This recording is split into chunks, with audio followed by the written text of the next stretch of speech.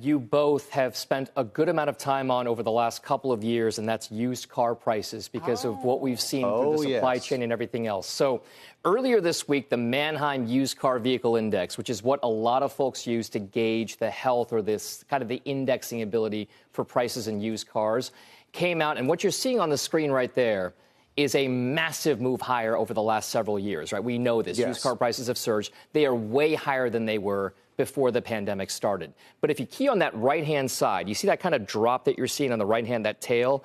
That represents between December of last year and December of this year, this past year, a nearly 15% drop in the price of used cars. Now, I'm showing you the long term because I want you to put it in context. I don't think people realize just how much we went up. 15% is a lot, all right? And what it does represent is the biggest annual decrease ever in used car prices, according to the Manheim Used Vehicle Index.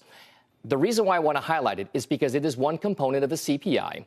And as of December 2021, new and used vehicle prices, which includes new purchases, used purchases, and leased cars, represents a little over 9% of the consumer price index.